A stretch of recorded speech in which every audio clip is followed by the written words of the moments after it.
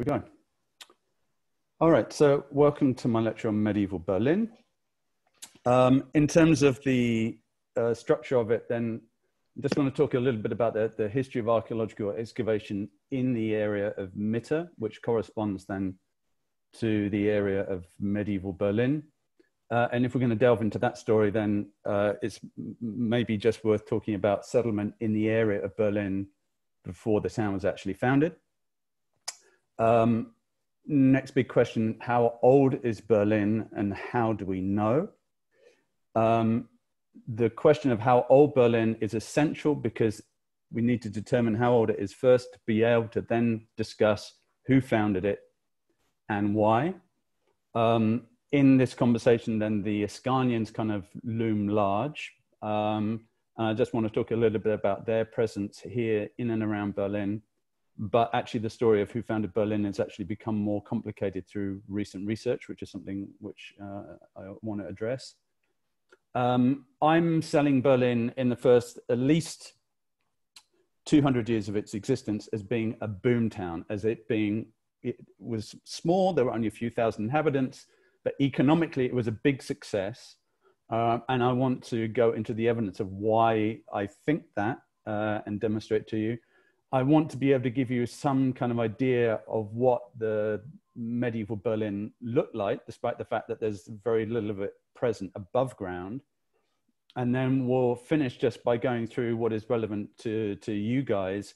If you take guests around Berlin today, what is there actually to show guests as you walk around Berlin? I haven't timed it. I'm not sure. I've got it down as 90 minutes. It might be less. If we come to 90 minutes and not finished, then I'll speed up and make sure that we do. So I think 90 minutes is the maximum time that we can really allow for it. And as I said, in terms of Q&A, then I might ask you guys whether you have questions actually during the talk, and then you can unmute your microphones in that case. Now, you're probably then familiar with the Memhart plan. This is the oldest surviving plan that we have of Berlin and dates to 1652. However, it more or less depicts the medieval city as it was probably then by the end of the 13th century, with minus the palace. This is then more or less what Berlin looked like, including then the churches of the St. Mary's Church. For example, so we have then the St. Mary's Church, the Nicolai Church, the Town Hall, which of course now has a 19th century successor. Holy Ghost Chapel down here is then still there. Unfortunately, the Town Hall and the St. Peter's Church of Cölln is no longer there. But this is then the area that we're going to be concentrating on. I'm also going to then talk a little bit about the palace as well. So let's just come back out. I see where the problem is with the images, because I'm using a spotlight to show you where things are, and I can't do that and use the keyboard for scrolling through the presentation as well. So let's just come back out and let's do this again.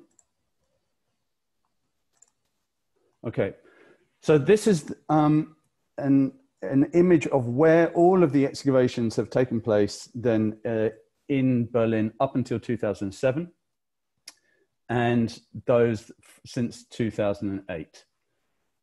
It has to be said that understanding medieval Berlin from an archaeological point of view is really something that is a post-German reunification phenomenon, because the whole of the medieval town was then within what was East Berlin.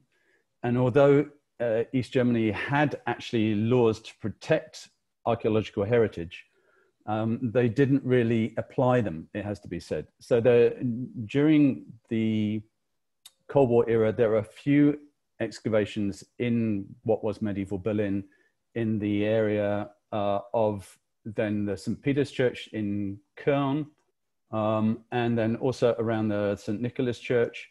But for the huge project, which was then the demolition of then the heart of the historic town and rebuilding it in this kind of modernist, futuristic way, including the TV tower, Ratshaus Passage, and the State Council building, Staatsratsgebäude, the whole of Karl-Liebknecht-Straße. This was then in the area of the historic town, and there was effectively no excavation that took place there at all.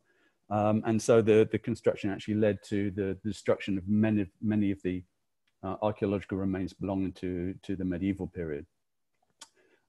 So since 1990, a huge amount of excavation has taken place. The data from these excavations is now being processed, and it's kind of transforming our understanding of the history of the city.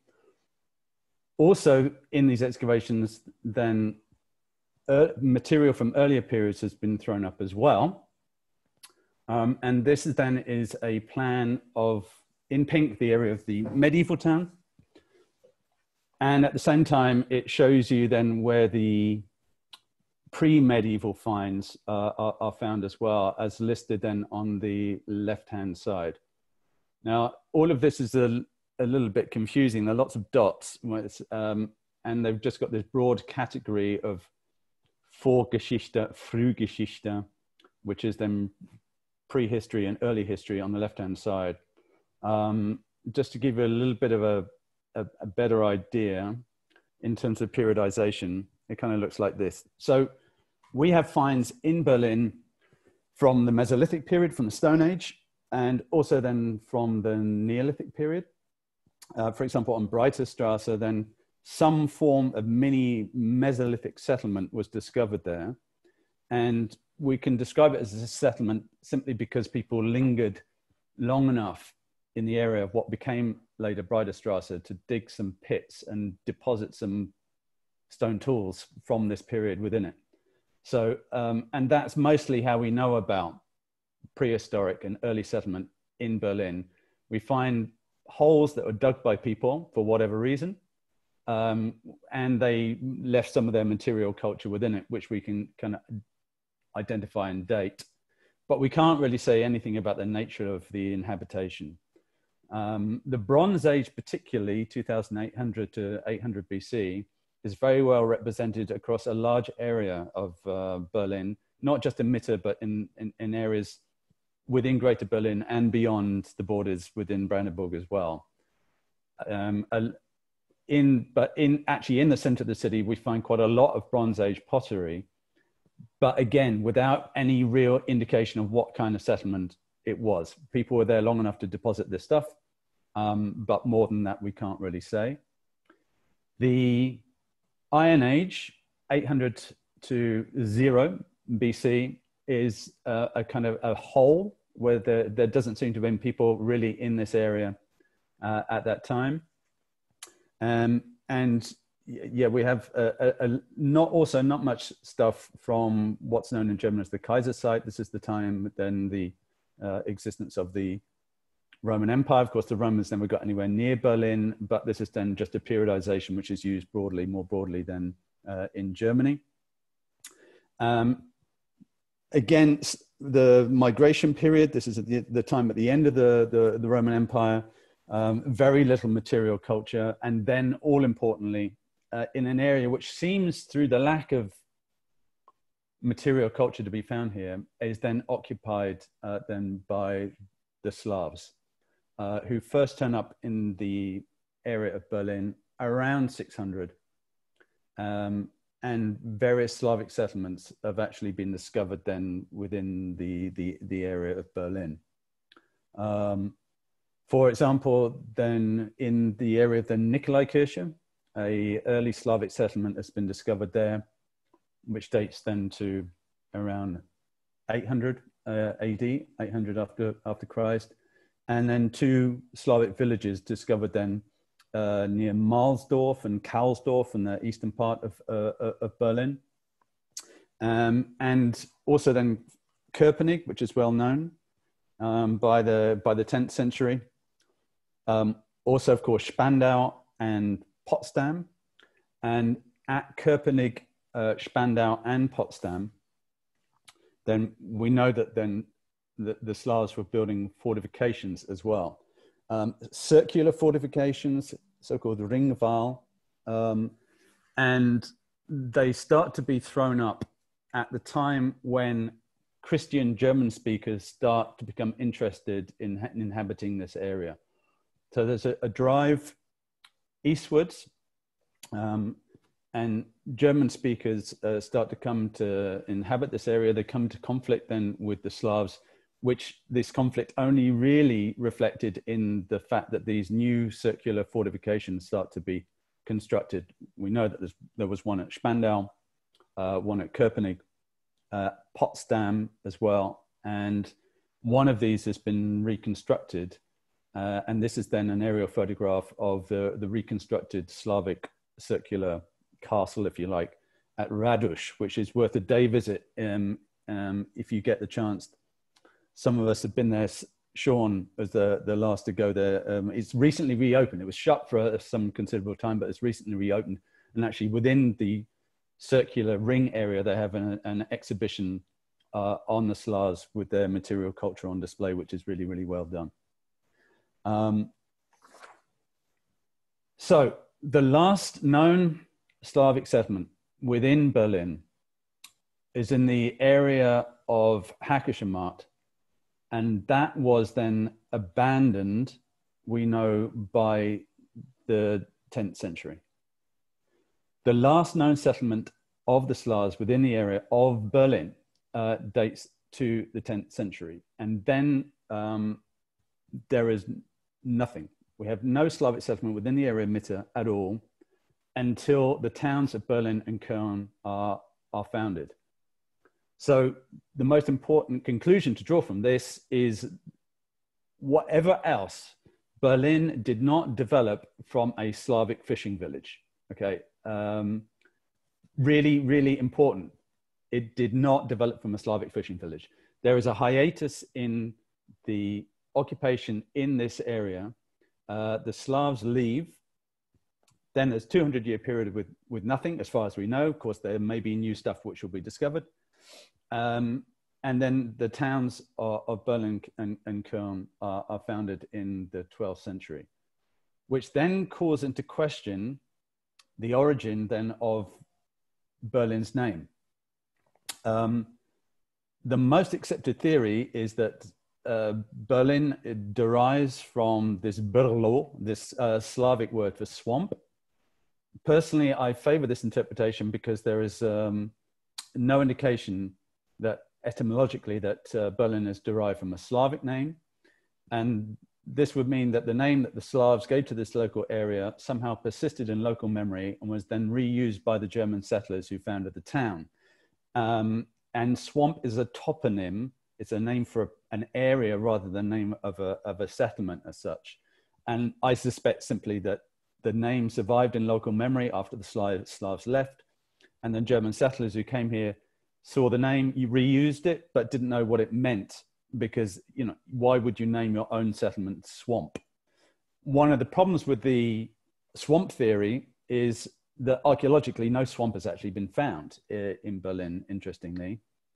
And then the name Cölln, this then is a Germanization of the Latin colonia, and it's on the oldest surviving medieval documents from the city, and it's possibly taken from Cologne. So Cologne was the largest German-speaking town at the time that Berlin and Cölln was founded, and it's very likely the colonia of Cölln was named after Cölln in Western Germany. And the main church of Cölln, St. Peter's, that is then also the name of the church in Cölln. So the next difficult questions are who founded Berlin and why? And to understand that, really, we have to understand, first of all, when that occurred. And the dating of Berlin is heavily reliant on the archaeological scientific dating of skeletons that were discovered in excavations at the Church of St. Peter's in the heart of Cölln. where this photograph's taken, and skeletons then sampled then from the St. Nicholas Church as well. Using scientific dating form, which is then a C14 dating, carbon-14 is a form of carbon that is taken up by all organisms during their life. It's a form of carbon which is radioactive in as much as it decays over time at a set rate. And once an organism ceases to live anymore, then C14 stops to be taken within it and it gradually decays. And if you measure how much C14 is within a sample of a former organism, you can then determine how long ago that organism came to be deceased. And it's through this that we were able to create a series of dates. And it's looking at the moment like the earliest of the graves in the cemeteries of both St. Peter's and St. Nicholas date to the mid-12th century. So that seems now to be the founding date. Of course, the traditional birthday of Berlin is 1237, which is merely the date of a document from Brandenburg and the Havel that was undersigned by Simeon, the priest of the St. Peter's Church in Cölln, proving simply that Cölln existed at this date. And this same Simeon is then referred to as the Probst, another priestly title of Berlin, in a document dated to 1244. So that's then the first surviving reference to the existence of Berlin. And the actually oldest surviving documents from Berlin and Cölln themselves then date to the 14th century. So we don't have any documents which explain when Berlin was founded, by whom, and why. It's kind of taken that, yeah, because of the fires that plagued Berlin in the 14th century, that these documents might have existed and don't anymore because they burnt. But that's an argument from silence. Maybe these documents never even existed. And so if we go back to the 12th century based on these scientific datings, who is around at that time? Well, we have then Albrecht der Bär, Albert the Bear, who was the Ascania, the Ascanians, and he kind of looms large as a dominant political figure at this time. But it has to be said, at the moment, then through the very latest research, it looks as though this question then is much, much more complex. A presentation was made just before lockdown in March this year by Ines Garlish, who's put together a study, and I've got the web link here if you're interested. And she's got online presentations specifically on this theme, and her conclusion is already here with an introduction that it's an unanswered question. She's got these 4 characters. In green, we have Albert the Bear of the Ascania, Otto the First, who is his son, who then effectively took over then the Ascanian settlement policy in the mid-12th century. But we have then this Christianized prince, Slavic prince Yaxer, who was based in Köpenick, and the Archbishop Wichmann from Magdeburg, who was also active in this area as well. And so Ines basically draws up this map, plots on where we know from literary references where these people were active. And in the very specific area of Berlin and Cölln, rather frustratingly, she comes up with a conclusion that at the time that Berlin was founded, mid-12th century, it is absolutely unclear who was actually in charge at that particular time. And so the rather disappointing result of the latest research is that we have no idea. Okay. It could have been more than one of them, let's say. And so, yeah, and in any case, there are multiple people involved in the founding of the town, which is what I will come on to. But eventually, in the next 150 years after the founding of Berlin, then the Ascania make their presence felt here. We have Albert adding this element to his name, von Brandenburg, in 1157. That doesn't mean necessarily that the Margraviate was created at this point. I think the Margraviate was certainly created by 1220. But we have then Albert the Bear considering himself to be in charge by 1157, but the situation is probably more complex.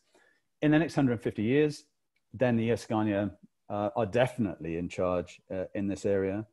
And there are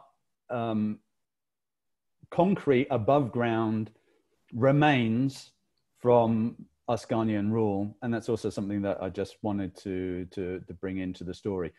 Spandau is probably the most well known. So within the citadel of Spandau, there is the Juliusturm, which is then on the right of this image, then this circular tower, which dates around 1200.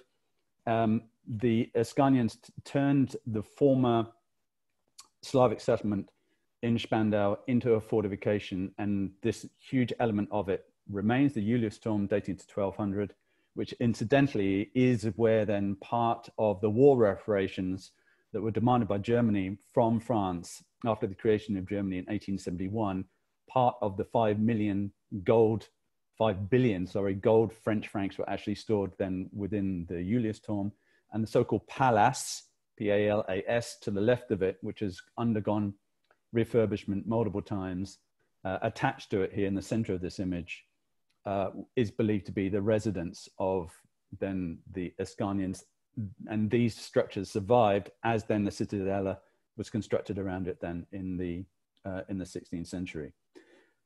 Within Berlin, there is also, by the way, if you, to the right of the Juliusturm, if you find yourself then here in the Citadella, to the right of it, there's just here peeking out the entrance then to a new structure which was completed in 2015, and it is an archaeological window with then the remains of the original Ascanian fortification within it. It's very well done. Also in the background, just note up here that there are a series of stones on display as well, and these are gravestones of the Jewish community as existed in Spandau in the 13th century. So the oldest of the gravestones depicted here dates to 1244.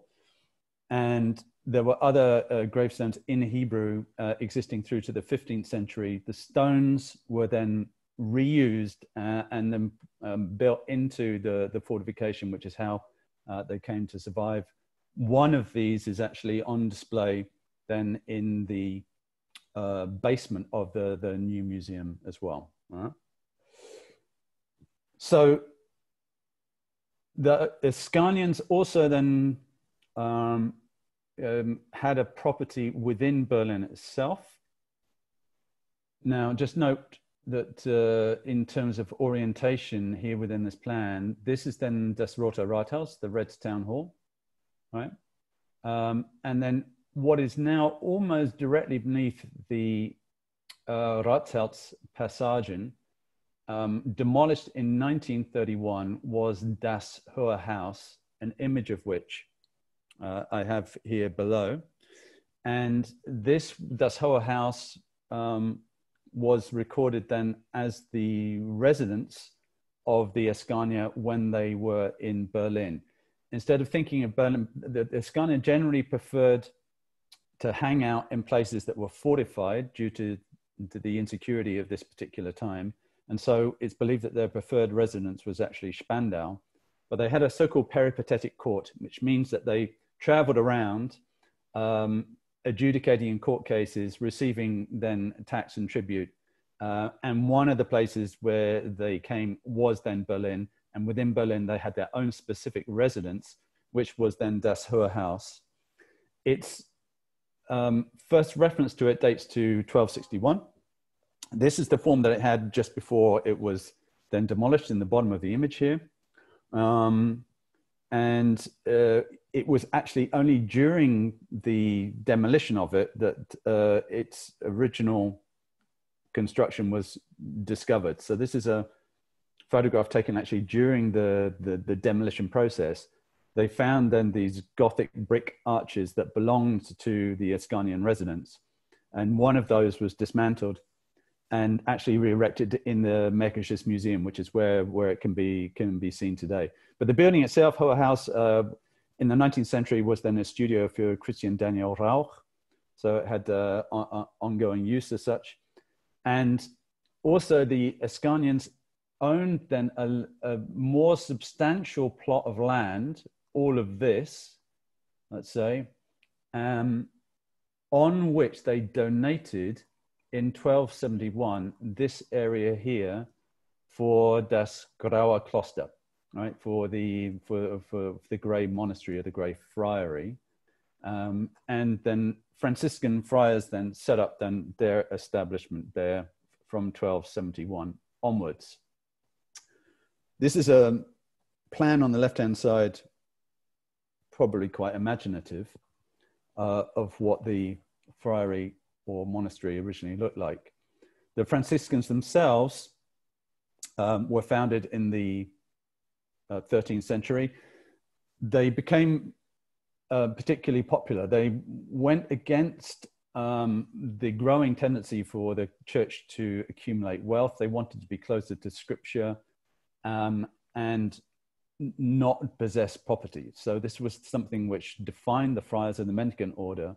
They set up then friaries, monasteries in urban centers to minister the poor and to help the poor. And for this reason, they were particularly popular amongst the poor. And so here then in Berlin in the 13th century, we have this Franciscan priory setting up. Their reputation was so good because they had no property, they lived simply off donations. And because of this enormously positive reputation, then people donated huge amounts of money to them, which led to them becoming enormously wealthy. 1290, for example, then a whole brickworks was then donated to the Franciscan priory in Berlin, with which then it had bricks with which it could build its monastery and monastery church, but then it kept that with which it could then profit subsequently as well. The Franciscan friary continued to exist then through to the 16th century. It was then after the Protestant Reformation under Luther. Brandenburg then takes on Protestantism in 1539. The monastery was not forcibly dissolved, though the remaining monks were allowed to live there, and Brother Peter was the last to die in 1871 in the property. And just a little bit of a side, not strictly medieval, but I just discovered this story recently, and that is then of Leonard Thorneisser, and the image we got on here on the right-hand side, because he was given part of the friary to live in, and he was the personal physician of the Brandenburg elector. And it was within the monastery that he organized his home, his library, a printing press, the oldest known printing press, reference to a printing press within Berlin.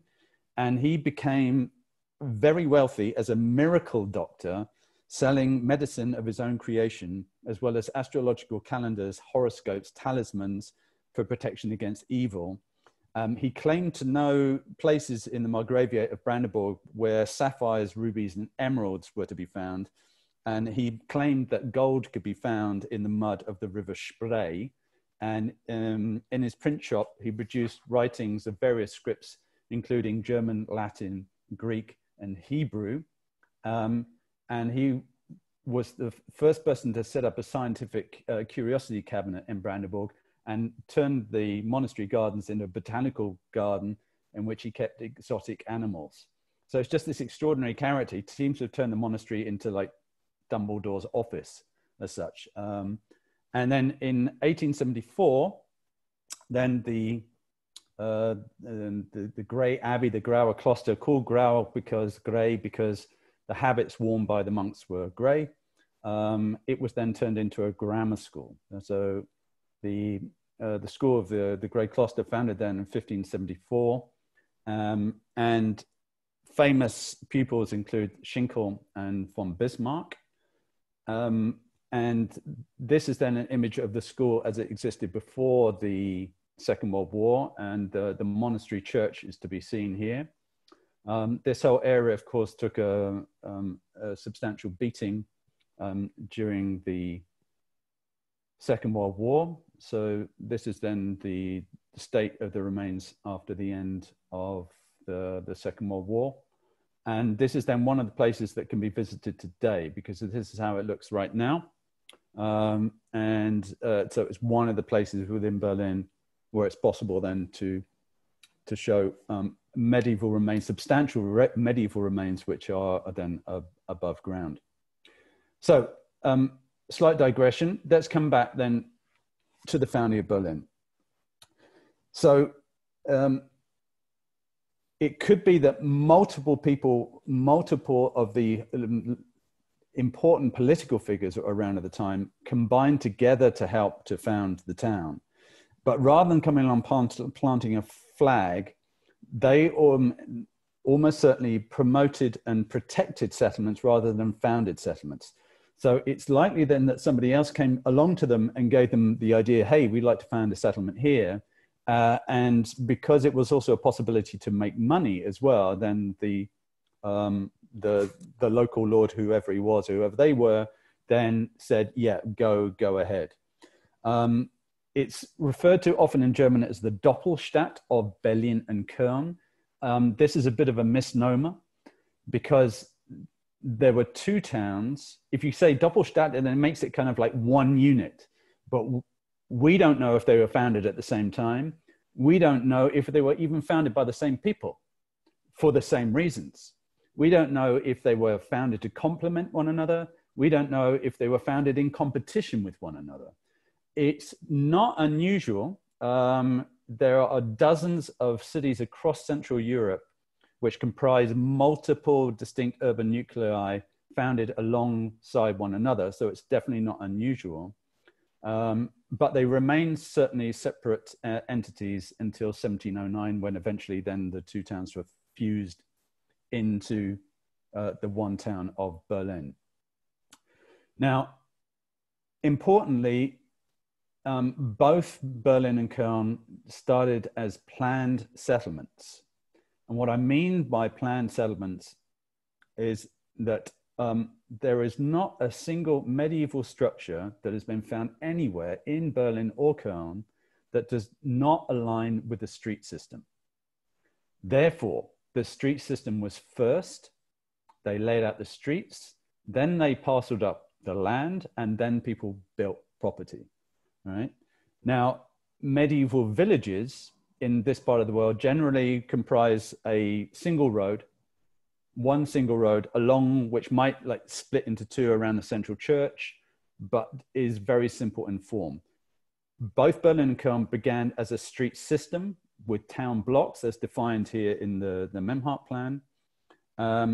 And in my view, not everyone agrees with me, but in my view, I believe that the two towns were founded here initially with the idea that they would become towns. Becoming towns meant that they received a town charter, Stadtrecht.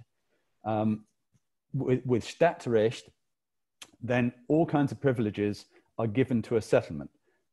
Self-governance, you can have a council, you can set up guilds and set up professions and provide legal protections to its citizens, because also then the people who live there, as long as they swear an oath, become citizens.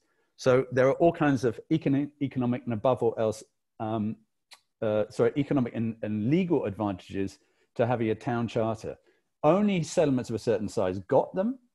And so therefore the ambition, it seemed to be right from the very start, was that Berlin and Cölln would receive a town charter. So why here?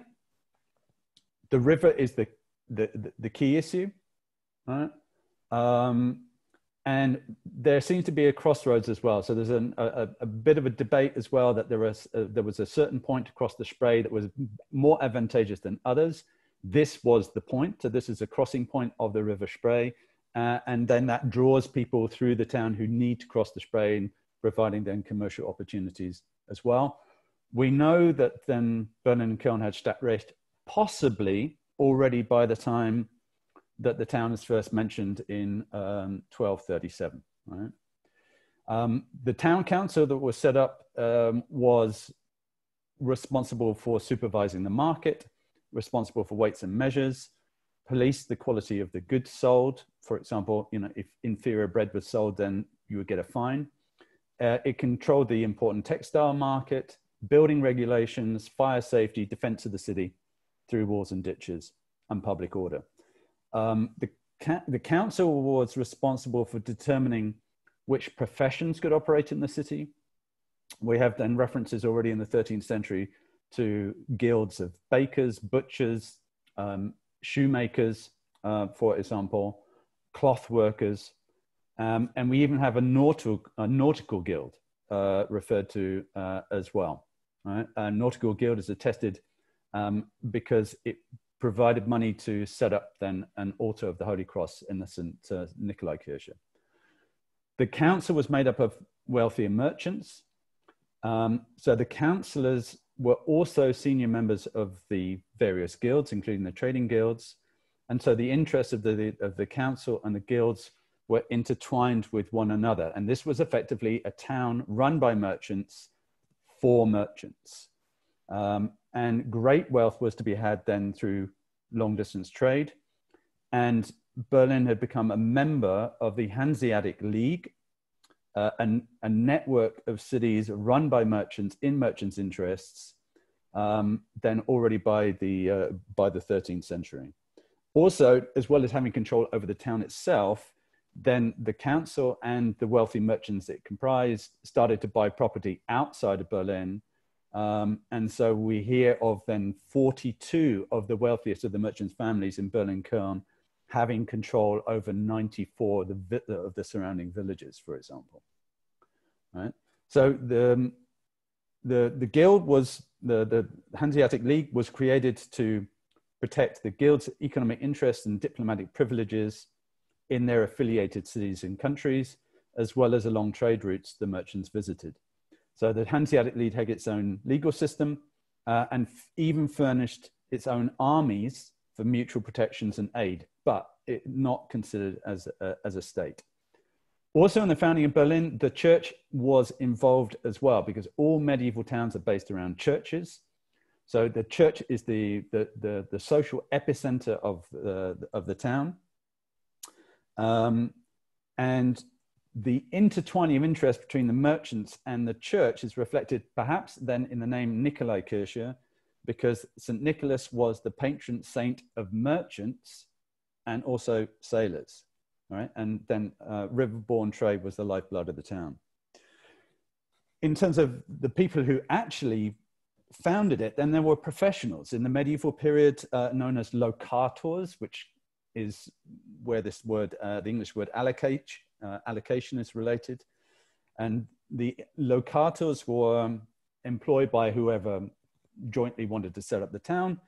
They normally came from lower nobility or the urban bourgeoisie. They were then responsible for the surveying, for the actual physical planning of the town. And they were also responsible for getting the new population to the new site by advertising this new wonderful opportunity that you should take up. For example, so advertising, they were responsible for the equipment and the transport of the population to the new site, clearing and preparation of the new land, and contracts for settling rights and the obligations of then the locators and the new settlers. Where did the people come from? That's an ongoing question. A number of scientific investigations based on the skeletal remains from Berlin and Cölln, looking at DNA, for example, that we can win from this. This is an ongoing investigation. There are no clear results yet, but expect some then in the next few years.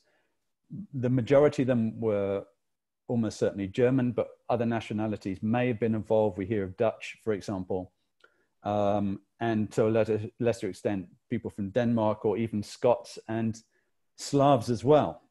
And this movement of people from more westerly German-speaking lands in this area is now, the official term is the high middle-age land consolidation, bit of a mouthful, to avoid the term Ostsiedlung, which is now seen as politically inappropriate because it gives the impression by Ostsiedlung people moving east, that it was only the Germans who were involved, but then multiple other peoples then involved, perhaps not to the same extent.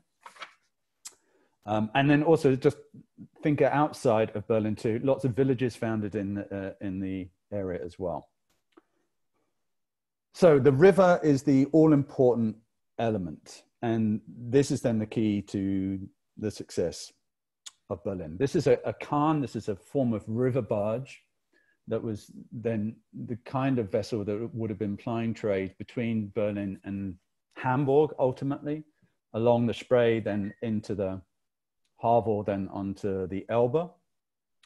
And yeah, the Berlin in the 13th and 14th century, it has been argued, was economically the most vibrant city between the Oder and the Elbe, right? And this can be surmised from a number of different branches of evidence. The debt register in Hamburg from the medieval period shows more entries from merchants from Berlin and Cölln than any other cities, apart from Ghent, Utrecht, and Lüneburg. And by a long way, it was then barges or ships were the main means by which goods were transported between here and Hamburg and beyond.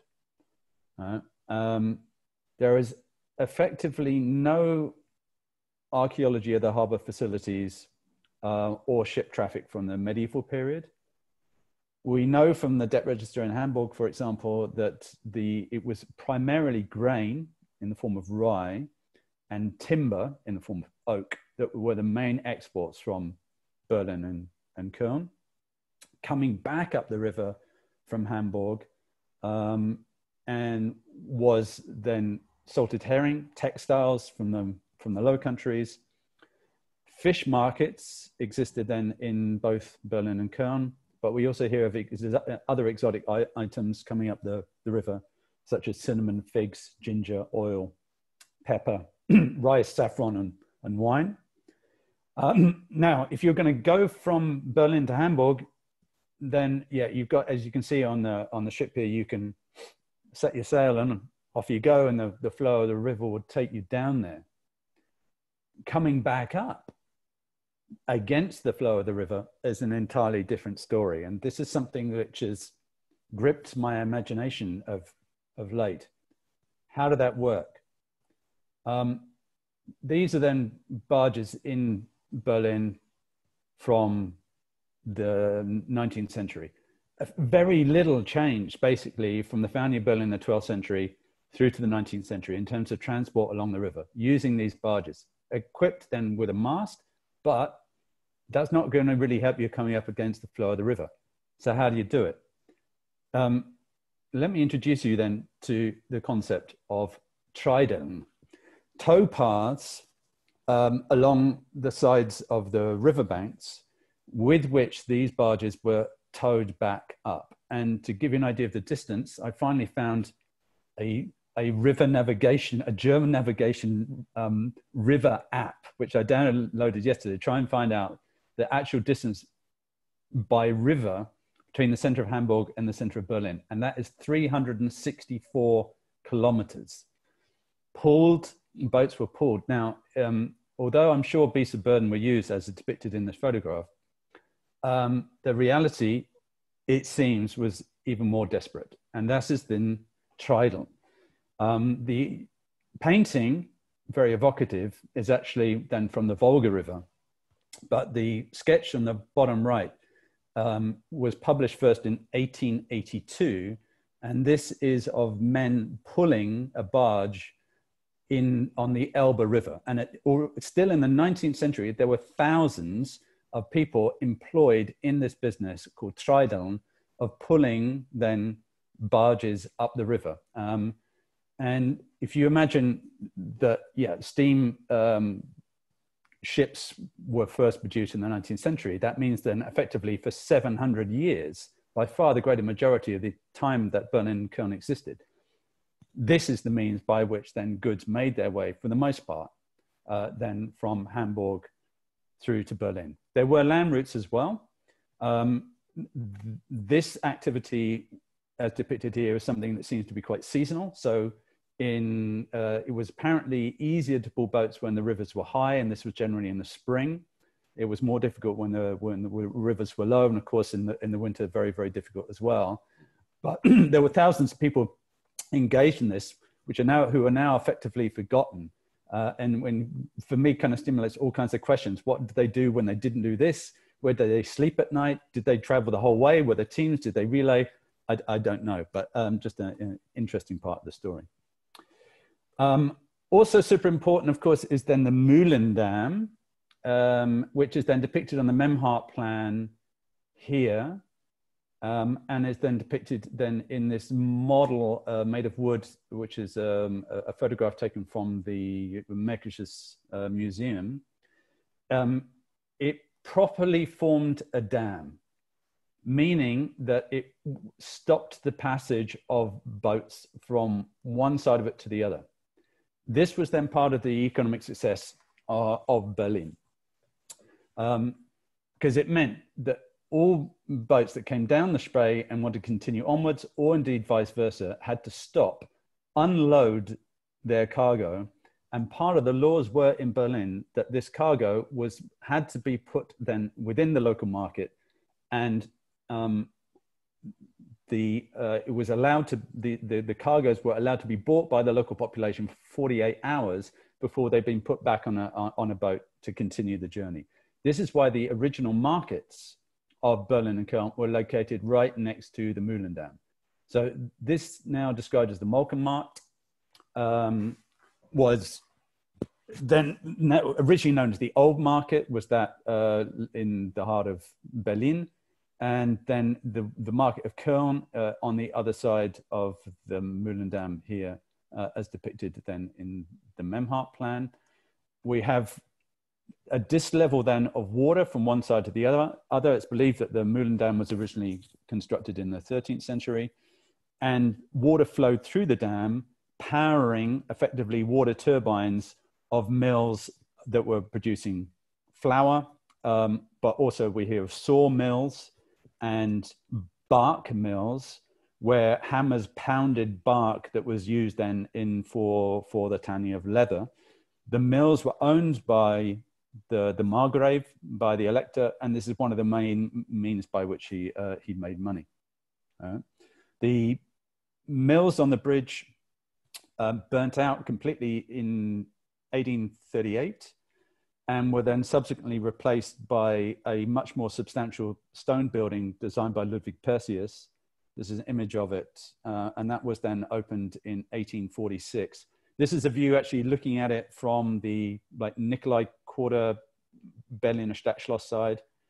On the other side of it then, the Mühlen Dam actually had houses on it, and this is then a photograph from the 19th century looking at the Mühlen Dam from the other side, where we have these rickety houses, Perseus's brick mill structure on the other side, and you can see the dome of the Schloss in the background as well.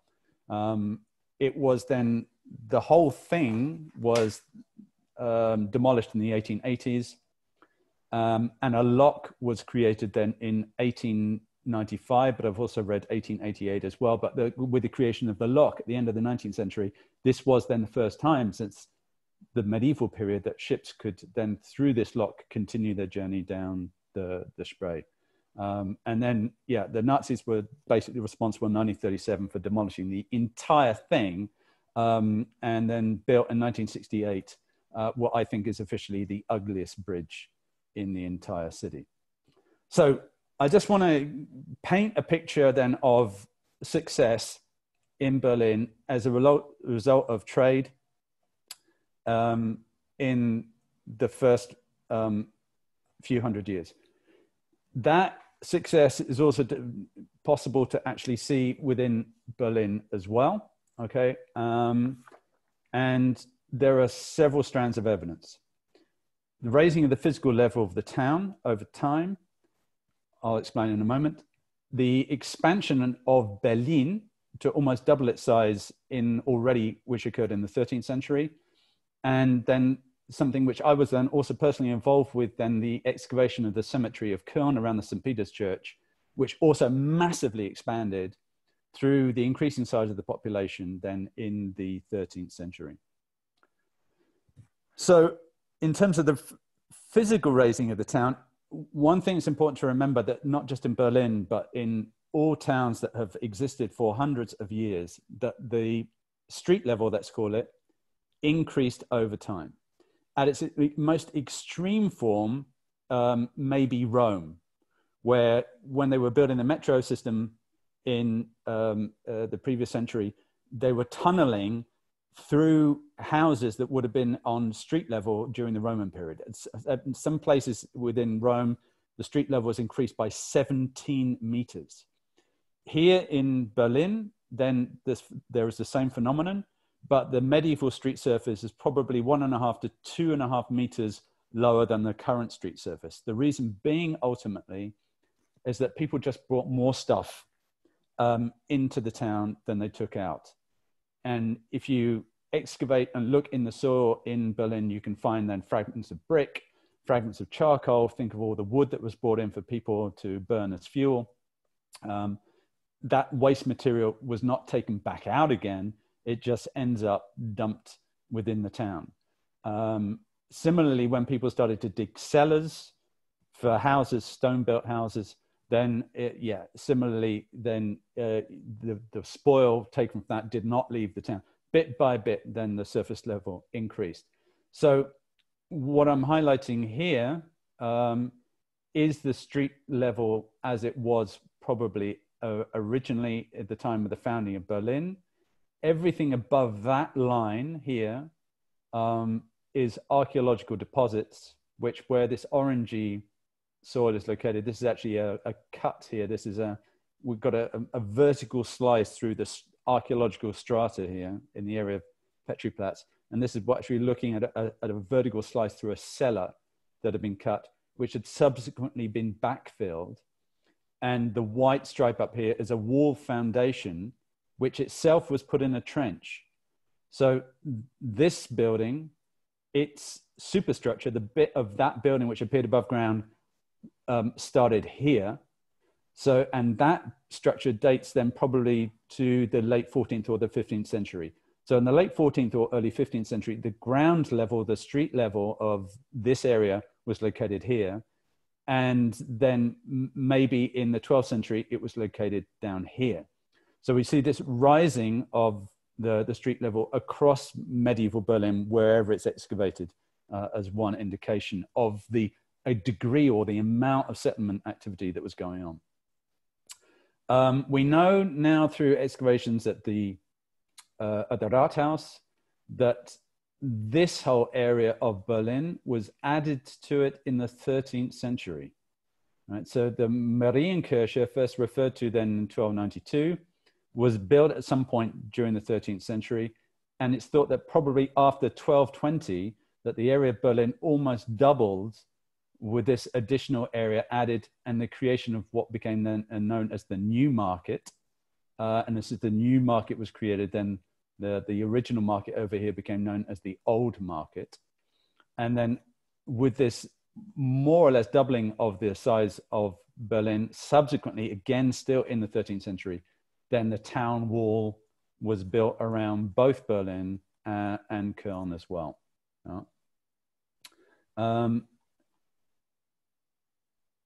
And then the expansion of the cemetery. This is the St. Peter's Church. If we just come back to this, just let's note that's this area down here. All right. So again, just note that the St. Peter's Church and the town hall, as depicted here, no longer exists. Right. The church itself, St. Peter's Church, there was an original medieval church and went through a number of different guises. The last church, designed by Strack, was then demolished by the East German government in the late 1950s, early 1960s. The foundation of that church is then depicted here in the top right. Around it was a cemetery. And you can actually see here in this overview photograph that there are actually some skeletons being in the process of being excavated here within this darker matrix of soil. This kind of dark grayish brown soil was the soil of the cemetery. And as we excavated bit by bit, we started over here and excavated then towards the right, effectively towards the west. And once then all of the individual skeletons had been removed, beneath was discovered then all of these other pits and features that belong to medieval settlement. So the result of this is that close to the church in the original phase, there was settlement, and then a large portion of that settlement was abandoned to allow the cemetery to enlarge, and we can date that fairly certainly then to the 13th century, again reflecting simply then the success of the town at that time. What did medieval Berlin look like? Well, you know, above ground, we've only got the stone and brick structures. And in terms of how ordinary people lived, then that's much more difficult. I just plucked this image out of the internet this morning, which is as good as any other, really, because we don't have any surviving medieval houses above ground anymore. But we know that they were timber framed, originally with roofs made of thatch or wooden shingles, perhaps, wooden framed clay floors, wattle and daub walls. Because of a series of fires, especially the fires of 1376 and 1380, then subsequently, people started to construct in stone as a result of the fire risk. So we know that the houses were packed close enough to one another in the 14th century, at the time of the fires, for this fire to spread. But we have to imagine it was probably not quite as tightly packed as depicted here, because we find archaeologically within the area of the historic city, lots of gardens between houses, behind houses, right? And these gardens basically then are, you can see them, that they were gardens, but you can still see the tracks of spades. If you cut through it again, do vertical slices, you can see the spade tracks where people have been turning over the soil. And by looking in the soil and taking samples and analyzing it, you can find the seeds of the stuff that people were planting and eating. So we know, for example, that the kinds of fruits that you find in Brandenburg today were being grown in Berlin and Cölln, such as apples, cherries, plums, and various berries. We find the signs of rye, barley, wheat, flax, hemp, poppies, peas and cabbage, all being grown in people's gardens. These same samples have also turned up then the eggs of parasitic intestinal worms, just to give an idea of the health of the population. Animal bones are discovered as well. So we know that people were keeping, for example, horses, goats, and chickens. And yeah, in terms of the quantities, that we know that the medieval population were probably eating beef and pork above all else, but also then to a lesser extent, sheep and chicken, geese, and other birds such as pigeon, and animals from the hunt as well. So wild boar and deer. Fish was obviously a major staple. It's right next to the river. Also, fish was being imported then from the coast as well. Fish bones are so tiny and fragile that they're quite difficult to find archaeologically, right? And one of the rights that the Berliners had was in the brewing of beer. One big garden that we excavated in the center of Cölln, we found a clay floor, which, although through subsequent activity had been chopped up, we couldn't establish the original size of the structure, but what was left covered 100 meters square. And it was covered with a thick burnt layer of grain. And in the analysis of the grain, it turned out to be barley, rye, and oats, and traces of wheat, all mixed together. So we thought initially that it might have been then some kind of warehouse, in some large warehouse, somebody's back garden. But we took off then all of the grain to discover then a large burnt patch in the center. And you don't want to have a large fireplace within a warehouse. We know it was definitely designed to be a fireplace because where the fire had been, you could see the orange coloring from the fire that had been set upon it.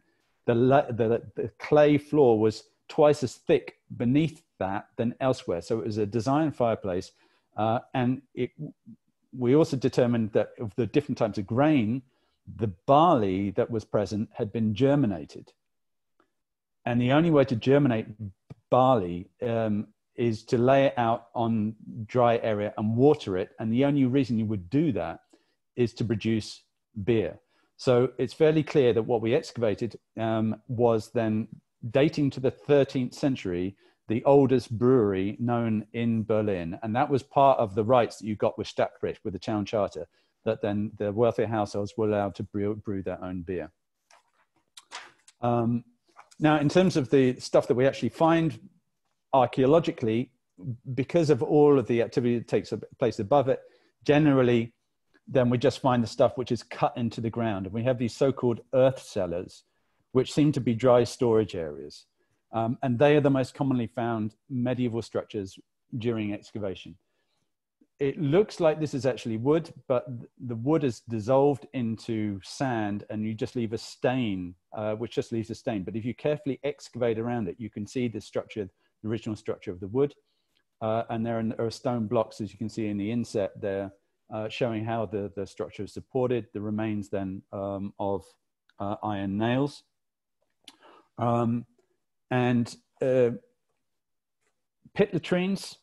Pit latrines must have been the main means by which then people got rid of bodily waste. Well, if you consider that the main sewage system of Berlin first started to be constructed in 1878, then pit latrines must have been the norm for most of Berlin's history. The risk being that this waste and the bacteria from it could then potentially then pollute the water system, because people were getting water then via wells. And wells also a very common thing to find within medieval Berlin. The water table is about 3 meters below the current street surface. So if you dig a hole anywhere in Berlin, into the sand of Berlin, about 3 meters down, unless you're up on the hill like Prenzlauer Berg or so, in the center of town, this is where you will strike water. So the wells effectively still work as such. And the timbers that are still in the water have survived. And we've got some examples here of corner posts from a well construction that we were able to pull out of this particular well that I've got a photograph of me excavating in 2008. And it's also then possible to date this surviving wood. So we know that this well, for example, was created then in the 13th century. Also ovens. We know that there was a guild for bakers, but we also find ovens. This is on the image on the left-hand side. Again, the image from Petriplatz. And this is the so-called Kuppel oven, which I found a reconstruction here on the right-hand side. In the reconstruction, they have in an interior space, which is of course entirely possible. I think the one that is depicted here that we actually found archaeologically on the left was in somebody's back garden. But the clay that was used to form it is to be found locally. So the hills of Prenzlauer Berg, for example, that is a large clay deposit. Also in Kreuzberg, there are locations of clay that can be used for construction for Berlin to be found locally. You form your oven, you fill it with a fire, heat it up, and then you can put in your bread within it. That's also fairly common to find. Also, just note that the big hole taken out of it here is a hole created subsequently by the creation of a grave in the cemetery of St. Peter's. So this is one of the early settlement elements that were given up then for the expansion of the St. Peter's cemetery in the 13th century. So basically, just before we go any further, I want to then kind of like finish on a guide's guide to medieval Berlin and show you where the stuff is. Much of this you're probably aware of already. And so in terms of what I've said up to now, I'd just like to open up and see if anybody has any questions. Yeah, Jamie, can you hear me? Yep. It's Nick. I was just thinking about the post-war clearances by East Germany when they didn't do excavation, which it was a difficult situation, sort of understandable. But they must have found things during the building. Do we know where those things ended up? Finds. The Märkisches Museum was set up then in the 19th century specifically for that. And so it remained the repository then of all discovered archaeological material from that point onwards. And it ended up then within East Berlin and continued with that function through the GDR period as well. And in fact, it's even possible that some of the employees in the Meckisch Museum are still those from the GDR period. And yeah, that's also the case for the Nazis as well. We've discovered the one single archaeological excavation that was taken place in the area of the Munster, which is on the edge of Molkenmarkt by the Nazis, who were looking for Slavic origins, and they deposited material there as well. And I was recently in the Citadella in Spandau, and we discovered then crates from the Meckisch Museum from both the Nazi era and from the GDR period that was stored there. So the Meckisch Museum is the main repository. Cool, thanks. And one last question. If you compare Berlin to Brandenburg in the sort of late Slavic, early re-Christianization period, so Brandenburg and the Havel. Brandenburg and Havel and Berlin, so mid-10th, so 950 to 1000 AD. Wouldn't it be more likely, or what do you think the likelihood is that if we had a chance to open up, let's say, all of the Hackische Markt area, wouldn't it seem more likely that the Slavic population, they essentially there's a symbiosis with the new settled Germanic groups? So they Christianize and they merge after a century of resistance to these sort of invaders, in inverted commas. If we open the whole place up, would it not seem, don't you think, my feeling would be that they didn't leave and there was a hiatus of 200 years. So there was a permanent population in that bit of, say, 1,000 to 1,200 that we just haven't got the evidence for. If it was a useful place, they were there before, why would they then leave? The short answer is, yeah, I agree. And so, by saying that there's a hiatus in Berlin, we're only talking about the very specific area of Mitte in the area of where the future medieval town came to be. There were Slavic settlements came and went. It was, there was, of course, still Slavic settlements in Spandau and Köpenick above all else perhaps. And so the Slavs were around, they just weren't in Mitte. But as you say, we have no idea how much has been destroyed already in terms of previous Slavic settlement through building of cellars and so on, and the GDR not caring about what they're digging up and creation of bunkers and so on. So we don't know what we've lost. We don't know what we have yet to find. So it's entirely possible that within the area of Mitte that there are other Slavic settlements that existed that we don't have evidence for. In terms of like their integration into the population, they were being Christianized. The Christianized Slavs were in fact actually involved in this movement of peoples. Some Christianized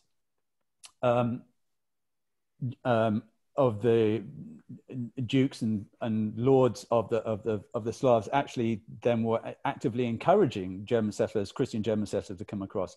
So it's more difficult to see the Slavs from an archaeological point of view because there is like so-called Slavic pottery, but just because it's Slavic pottery doesn't mean the Slavs were using it. They could have been using it. So that's more difficult to say. This is why then the scientific analysis of DNA to see whether we can actually pick out the Slavs within the medieval population of Berlin that comes to be founded. There seems to be some early indication that this indeed was the case, that we have some Slavic element continuing within the medieval population, but that needs to be determined with more precision. But yeah, I think the simplistic argument that the Slavs went, the Germans came, we can forget. It just, in terms of the defining of specific settlements within the area of Mitte, this is why we have this gap and this hiatus. Okay, great. Then that means we don't have to reprint all the history books, and you can still hypothesize that Berlin was descended from a Slavic. No! No! I thought that it was absolutely fantastic. I really enjoyed that. I'm just looking at your last slide, and I'm assuming that you need to add at some future point whatever's happening to Petriplatz now in terms of visible stuff for guides. Should we have a guide again in the future? Yeah, I'm basically that's the next phase. I haven't finished yet, Nick. I've still got a bit to go, and I'm going to get onto that stuff next. Okay, look forward to that. Thanks, anyone else? Questions? Jamie, this Matt here. Just a quick question about those two dates of 1237 and 1244. Yeah. And I do recall you and I have discussed this before, the two documents as to whether those are they on display in Brandenburg? No. I think in the Dom, there's possible. No, I don't want to be quoted on this. It's possible that a copy might be on display. Okay. I don't think the originals are on display anywhere. I think simply because of their fragility. It's possible that a copy of one of them is on display in the cathedral in Brandenburg. But yeah, I'm not 100% certain. I need to get back to you. Okay, it's very easy to come across oldest remaining documents wherever you look. Yeah. Any news source, but to actually find out where the oldest remaining document is. Yeah, I think it's still. I'm pretty sure it's still in Brandenburg and the Havel. And the archaeological museum. Knocking about. I don't know whether in the archaeological museum or not. But yeah, it's this is also something I should really know, or I think probably did know, I've forgotten. So let me have a look, find out. Okay, okay, cheers. Okay. Jamie, I've got one kind of banal question here. Is that Campbell? It is, yes. Hey, Campbell. So the Mullbrücke, I'm looking at the map, like when you consider Museum Island and you say that it was completely cut off. How is that, like, couldn't you just take the other stream around Museum Island? Why was that not accessible?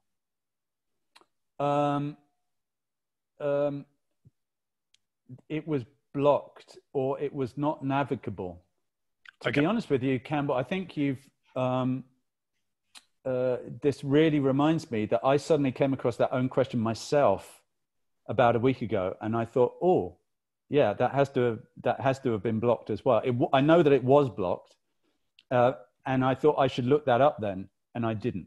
So you've kind of nailed me. I can't answer your question. All I can say that I know that it definitely was blocked, and as much as there is absolute agreement amongst everybody who writes about it that it was simply not possible to take a ship down the Spray, but whether it was too shallow to navigate, whether there was, I mean, the dis level was there in some form or another. So I'm not able to answer your question apart from the fact that I know from all the literature, I'm fairly sure there was a block. One of the most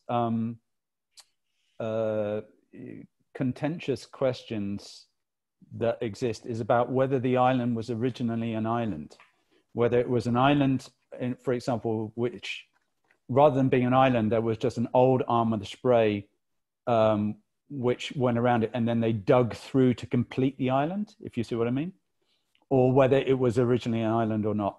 There's no real agreement about that, and so therefore when that occurred is also not agreed either. But this is another question I'll have to get back to you. I know it's blocked. I don't know how. You've got me. It wasn't a gotcha question. But, no. You're not that kind of guy. Oh, so you think? Okay. Anybody else? All right. Well, we can have more questions at the end if you think of any. Basically, then this is then come back to what Nick was asking about. Guides, what remains of medieval Berlin above ground to show guests. So I put the town wall first, which should have been then also in, have a bullet point next to it as well, just seeing. So the town wall, there are several sections of the town wall in Weissenstrasse, which is actually very close to the the Klosterkirche of the Grey Kloster. And this is then a close-up of the Menhart plan showing where the medieval wall was. The several sections of wall on Weissenstrasse are to be seen. They were actually rediscovered after the end of the Second World War because they were incorporated in the back of houses that were damaged during the war, and then during the demolition of these houses, it was realized that these are actually sections of the medieval town wall, and they were then preserved. A rare case of their preservation by the East German state, and you can see that they're just basically made of then these granite stones, and these are the kinds of stones that you find then within the natural sand of Berlin, which has then formed from the Ice Age. Basically, we have glaciers coming down here, bringing down granite boulders down from Scandinavia. When these glaciers melted, they dumped their contents, which included a lot of sand, and these granite boulders, which are rounded because of the traveling through the glaciers. It's the only decent building stone that's been found near the center of the city. There's some limestone deposits outside of the city at Rudersdorf, but that wasn't discovered until later.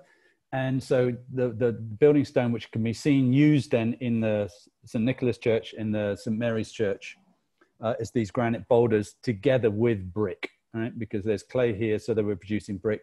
And so we have a relatively makeshift medieval town wall, which maybe was originally as high as 4 meters, beyond which there were a double moat, each of which was described as being 15 meters in width, which were filled with water, which would have been then beyond the wall over here. Right? So, and that's very close to the area between the Grauer Kloster and the to Letzten Instanz and beyond Weissenstrasse. This is where that is to be found. Of course, the St. Nicholas Church, with which you're very familiar, and the Nikolai Quarter, it had a cemetery around it, which was already in operation by the 13th century based on the scientific dates of the skeletons that we have been discovered in the excavation in the cemetery there. The earliest datable church, though, a reconstruction of which we got at the bottom part of the screen, dates to the 13th century, this Romanesque basilica. 14th, 15th century, it was turned into then a Gothic church, where with the addition of the Gothic superstructure as depicted then on the pre-war photograph on the left, really badly bombed during the war, and then substantially reconstructed with a lot of care and effort, actually, it has to be said, then by the East German state, especially in the 1980s, in the run-up to the recreation of the Disneyfied Nikolai Quarter that opened then in 1987. The St. Mary's Church, Marienkirche, the second church of Berlin, first referred to in 1292, possibly under construction already as early as 1220, but somewhere between 1220 and 1292 was constructed. It too had a cemetery around it. And this is also something which I guess is important to note, that all of the churches in the center of Berlin had a cemetery around them originally. That includes even the churches then on Gendarmenmarkt. French and German churches also had cemeteries as well. The majority of the cemeteries in Berlin, the center of Berlin, were given up in 1717. There was an edict there, but basically because of being overfilled and because of health reasons, then that the urban cemeteries should be shut down. But when you're walking around over these areas, note, okay, that you are walking over in the immediate area of the churches, over still existing cemeteries with thousands of people buried within them. The plight of the St. Mary's Church, which the East German state decided to keep, is then depicted nicely here in this photograph from, I think, probably 1968, with the futurist vision for Alexanderplatz being realized all around it. And excavations took place between 2014, 2016, around the area of the Marienkirche, as depicted here. And if you go to that very spot today, you will see that on the new pavement that they've put there, that they've actually put the outlines of these structures. The structures that you see here were actually built there after the cemetery was given up, which is why they're so close to the entranceway of the St. Mary's Church. But these structures were built without cellars so that they did not dig into and disturb the graves which are beneath them. But excavations made on three sides of the church. And there's some information boards if you go past there, which then provide some information about the medieval town and about the St. Mary's Church itself. Heilig Geist Kapelle, Holy Ghost Chapel. Just to depict where that was. Sorry, just go back to the final image here. So this area here, this is the Holy Ghost Chapel. So it's very close to Hackischer Markt. Hackischer Markt's located over here, and this then the Holy Ghost Chapel. This is one of the reasons why we think that the town expanded, because the Spitals, the hospitals, there were 3 of them in Berlin. The medieval hospitals for the poor, the sick, the elderly were located, generally medieval hospitals were located outside of the city limits. There's the St. Gertrude's hospital, which is located down here where the Getroudenbrücke is. There was the St. George's Hospital, which was located out of the city limits in the area of where now Alexanderplatz is. But with the expansion of the town, what was probably originally outside of the town limits, then the Holy Ghost Hospital and its chapel ended up actually within the limits of the town wall. So we're going to skip back through this now, get back to it. So this is the chapel itself. The hospital was torn down then in the 19th century. This is a building which now belongs then to Humboldt University. It's possible that the chapel goes back and the hospital goes back to the 12th century, but it's quite difficult to date. It had been this Gothic conversion at some point. And it's possible to take people in here. Because this is part of Humboldt University, you can actually go into this building. And if a guard who is posted at the door say, hey, what you're doing, say this is a public building. I've been sent to the principal's office, taking a group in there before. I knocked on the door, or the deacon or whoever, and they said, why are you knocking on the door? This is a public building. You can take in whoever you like. Okay, so don't listen to the guard. You can go in, and up to the second floor, here, you can go up the steps onto the second floor and look into what is known as the Dachstuhl, the roof, and the roof timbers of this building are still there, and is the only intact medieval roof left in Mitte. The last time it was tampered with is 1476, and they've got glass panes, and you actually look into that. It too had a cemetery, which extends into this open area, which is still accessible. They've left the area of where the cemetery was open, and this is then an area that you can actually walk through, where the cemetery was actually excavated then in the 1990s. And then we have archaeological windows. In the Hotel Capri, you may not know where that is. Those of you who've been on my tour before would have seen it as I took you in there. This newly opened Hotel Capri, which is then on the corner of Breiterstrasse and Getroudenstrasse. They have an archaeological window of part of the medieval remains of houses that were excavated by our team between 2008 and 2010. So you've got this glass floor of the lobby, and if you go in and ask the receptionist to take people in, they're generally accommodating, and you can actually stand directly above then the archaeological remains of medieval Berlin in the hotel lobby to show people.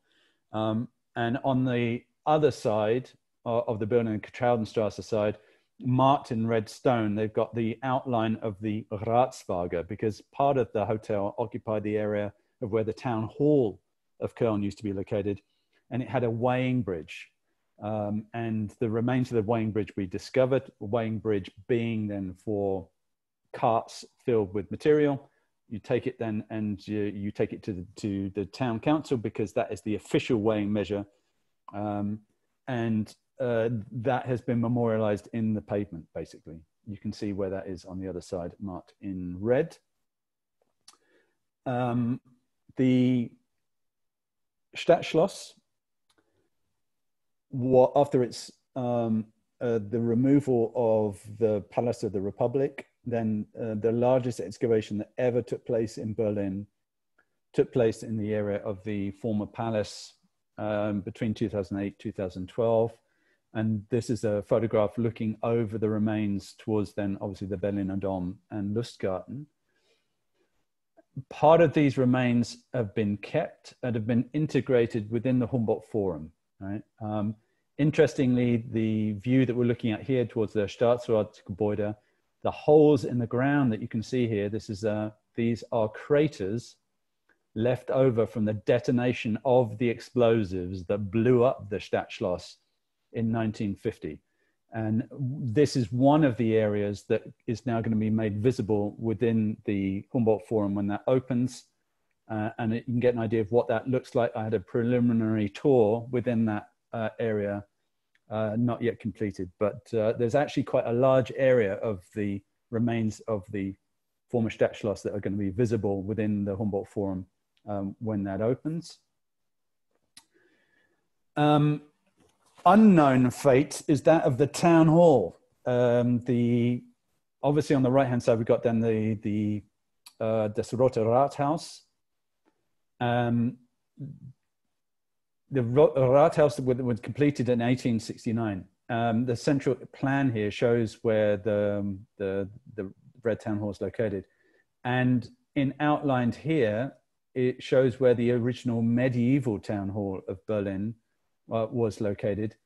When the current town hall was built, it was built deliberately so as not to disturb the remains of the original medieval town hall. In fact, the two stood at the same time. There's a photograph on the left-hand side of the original medieval town hall with then what's known as the Gerichtslaube, which was added then in the 14th century, which housed then a prison where justice was carried out and had a small room on the top where the council met. And then that is then the town hall proper behind it. It goes back to the medieval period. That stood as then the new town hall was constructed. And after the Rotes Rathaus was complete in 1869, then the original medieval town hall was demolished. The original Gerichtslaube was taken away bit by brick and then was re-erected where it still is today, then on the top of the hill in the Park Babelsberg, reconstructed by Strack back to its medieval original form with some imagination. But these remains basically of the basement of the original medieval town hall were excavated with the view to them being then incorporated within the new station for Rotes Rathaus, the new station that is going to open allegedly on the 4th of December. But there was miscommunication and I might even argue mismanagement of that project between the BVG and the Landesdenkmalamt, the local government archaeologists responsible. And so when the station opens in December, the archaeological remains of the town hall are not going to be visible. There's some talk about making them accessible via staircase within the Rotes Rathaus, but that plan is then in flux. There are excavations going on right now. You might have seen them in the area of Malkenmarkt. So the whole area on the other side of the Red Town Hall has been undergoing a huge excavation, which is ongoing. I don't know how long it's going to be before it's finished, but this is then an aerial view of it.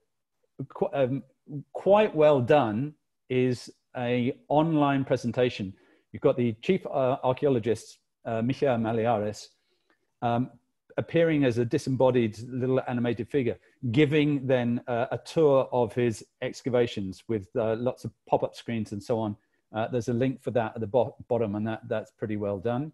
But this was the area of the market that was associated then with the mooring up and the offloading then of barges next to the Mühlen Dam, the bridge of which you can see then in the background. And then on the other side of it, just to come then to Nick's question about Petriplatz, which is on the other side of the bridge over here, then at this very moment, then they're building an archaeological house, as it's called. And this will be a visitor center, in the basement of which then some of the archaeological remains from medieval Berlin will be put on display.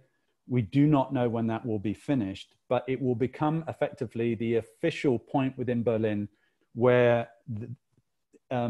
Berliners, school children, and so on can be educated about the medieval town. So that will become then effectively the center point for the dissemination of knowledge and history, and hopefully also research that relates to the medieval town. And that is located directly next to where they are concurrently building the House of One, the interreligious center with a communal space between the church, mosque, and the synagogue. And that is then under construction right now as well. So that whole area is a gigantic building site as such, but that will be then the official place, the first stop for the archaeology then of Berlin. And I think that's basically it. Yeah, that was the last screen. So thanks very much, folks. And then just to open it out again, thanks, Campbell. If anyone else has any questions. Yeah, Jamie, it's Nick again. I was just thinking, looking at this last image, it must be, let's think, south of the Rothes Rathaus, where the new Monuments Commission and the Rathaus, the new Rathaus is, in that wasteland where the Judenhof used to be in the early medieval period. There was talk of an excavation there. Is that actually happening? The Judenhof has already been excavated, and that took place in 2011. And I've kind of kept silence about it. A, because of time. Secondly, because they claim to have found parts of what they describe as a synagogue and a mikveh. Their interpretations weren't very well received. So, and so they've got some very dubious interpretations about, because it's kind of like predetermined. It's the Judenhof, so we're going to find then the remains of medieval Jewish life. And so the remains that are found are crammed into predetermined interpretations. And so, yeah, it has already been excavated and published to a degree as well. But then there is some ambivalence about the remains and what they actually are and its meaning then for the medieval Jewish history of Berlin. Okay, thank you.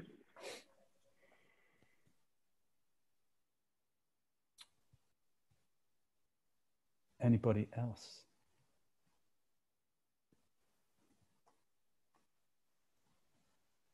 Okay. Well, in that case, I'll leave it there. Maybe if I can get Matt to just to say thanks very much to Matt to give me the opportunity. Thanks to you, Jamie. Absolutely fantastic presentation. Very, very informative. And as I said, I'll put it up on YouTube. So if anybody wants to go back and check any of the information again, you can do. I'll hopefully be able to put a password link with Jamie's point about copyright issue. We shouldn't be sharing any of the images. And I'll do that today, some point, I guess. Okay. Great. So, and how many do we have? 18. Fantastic. So that's really good. And you're all there. Shame I can't. It's such a shame that you can't be there in person because, yeah, we all miss the social contact, right? But anyway, thanks for tuning in and listening. And thank you. And look forward then to the next excursion, whatever form it takes from the BBS. Bravo!